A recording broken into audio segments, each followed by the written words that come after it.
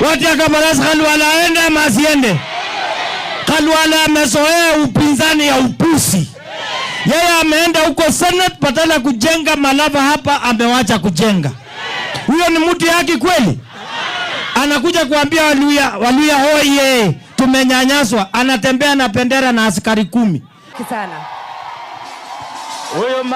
Huyo mama ako sawa si sawa? Ako sawa. Hata vile alivyo. Akipinduka mnafurahi siku zote. Wapi vikelekele ya huyu mama? Huyu mama akiwa kwa kitandani si unalala kabisa Utaamuka kesho ingine sio? Atoshi. Farouk Kibet, the mysterious, controversial and powerful aide to President William Ruto. He is the one seen whispering to Ruto before every major announcement, the one politicians fear yet respect, the one who can raise his hand and silence a crowd. And yet lately, his name has been dragged into the mud again, this time not for politics, but for how he allegedly treats women at public rallies. Videos have circulated online showing Farouk Kibet mocking, ordering and demeaning women at political gatherings. In one viral clip, he is heard telling a woman to turn around, sparking outrage across the country. Who gave him such power? How did a man who once sold maize in Eldoret rise to become the most feared political aide in Statehouse? And why does he command such loyalty from the president? Farouk Kibet was born in Tarbo, Uasin Gishu County, a quiet rural area that will later become William Ruto's political base.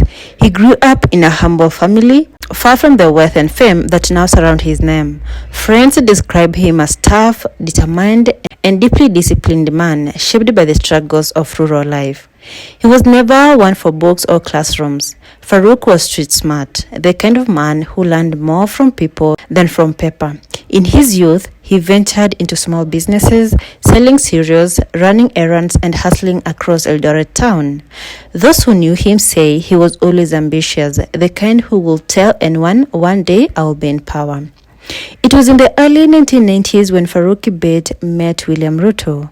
At the time, Ruto was a rising figure within the infamous Youth for Kano 92, a powerful political group that mobilized for Daniel Arap Moi's re-election. Ruto even then was charismatic and calculating. Farouk, on the other hand, had street influence, the ability to connect with ordinary people and move crowds. The two hit it off instantly. Farouk became Ruto's man on the ground, his fixer, his mobilizer, his eyes and ears. He could organize a rally, deliver a message or silence a critic, all without being seen on stage. As Ruto's star rose, so did Farouk's. When Ruto entered parliament in 1997, Farouk was already part of his inner circle. When Ruto joined cabinet under Kibaki, Farouk's influence expanded, and when Ruto became deputy president, Farouk became his shadow. Farouk's official title may be personal aide, but insiders know he is far more than that. He is the gatekeeper. If you want to see Ruto, you see Farouk first. If you want to deliver a message, it goes through Farouk. His word carries weight, sometimes even more than that of elected leaders. At rallies, he is often seen standing close to Ruto, watching every movement and whispering instructions. He organizes logistics, security, and crowd coordination, but also shapes the tone of political messaging. Critics call him Ruto's right hand with an iron fist.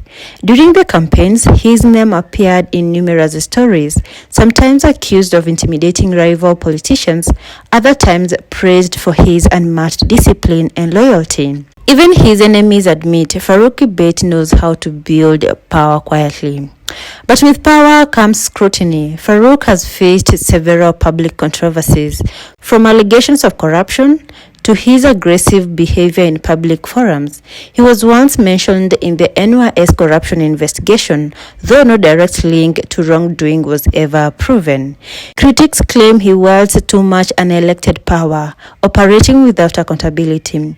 And then came the rally incidents.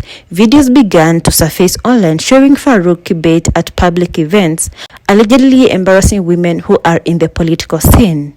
In one now viral clip, he appears to order a woman to turn around before addressing her, provoking outrage from Kenyans who saw it as deeply disrespectful.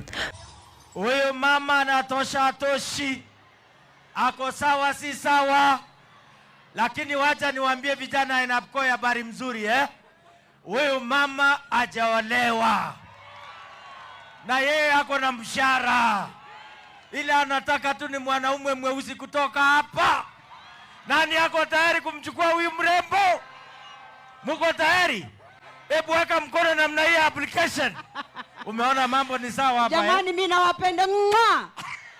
Many condemned him for normalizing humiliation and sexism in front of cheering crowds. Social media erupted with calls for him to apologize, but Farouk remained silent, continuing his work beside the president as if nothing happens. Supporters defended him, saying he was simply joking or maintaining order at chaotic rallies, but others saw something deeper, the reflection of unchecked power.